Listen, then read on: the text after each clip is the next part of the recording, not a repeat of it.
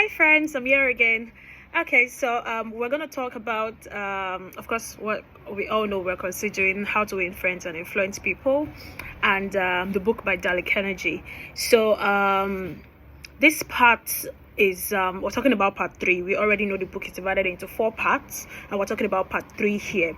So in part 3, I'm going to be talking about chapter 1 and chapter 2 in this particular video. I'm going to mix it up together and then we'll continue in the next video. So for chapter 2, first of all, the topic of part 2 says that how to win people to your own way of thinking. How to win people to your way of thinking. So let's not forget that the entire book is all about relating with people and how to be able to be on good terms, build relationships with people, how to win friends and influence people. So for this part of the book, it says how to win people to your way of thinking. Now, talking about chapter 1 of this part 3. Chapter 1 of part 3 says that you cannot win an argument. You can't win an argument. So that means that your aim should never be to be an argument.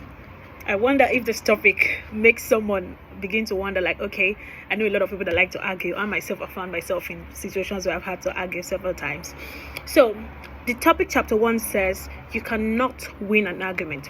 Now, there is only one way under eye heaven to get the best of an argument. That's what the writer says. There's only one way you can get the best of an argument. And do you know what that way is? That way is by simply avoiding it. Yes, that way is by simply avoiding it. Now, he said something that a man convinced against his own will is still of the same opinion, actually. So you can try to convince a man to take your own opinion, to take your own point of view, but they are still of the same opinion even after all said and done. Now, old Ben Franklin said something.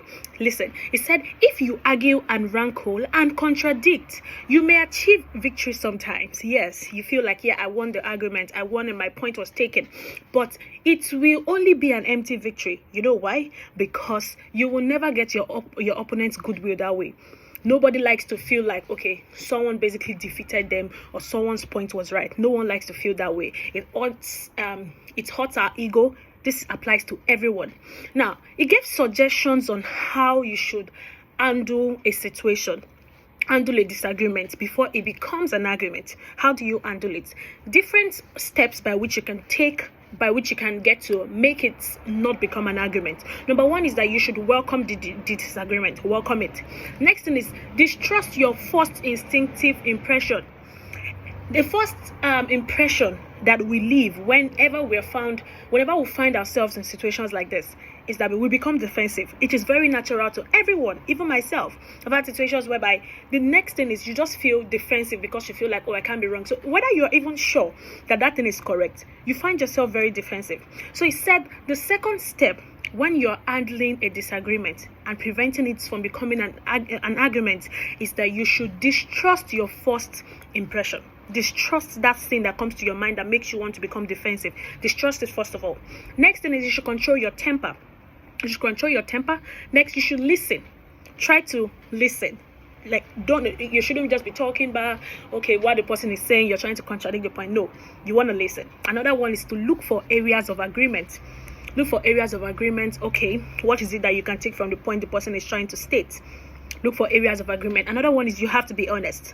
You have to be honest. You have to apologize for your mistake. Be vulnerable enough to apologize for your mistake.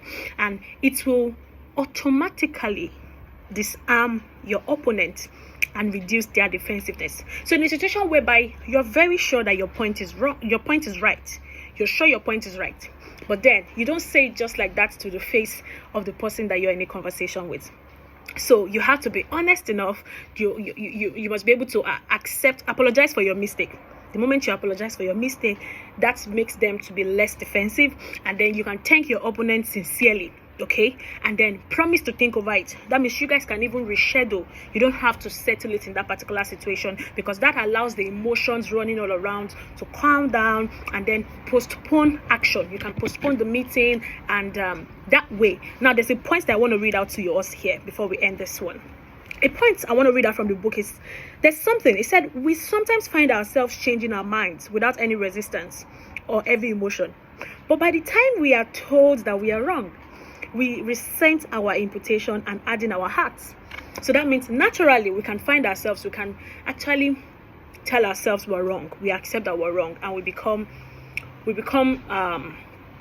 gentle, we become remorseful. But by the time someone else tells you you're wrong, no, you become defensive. You're like, no, you don't accept it. Yes, that's how it is. So you cannot win an argument where you want to win people over, you want to build a relationship with people.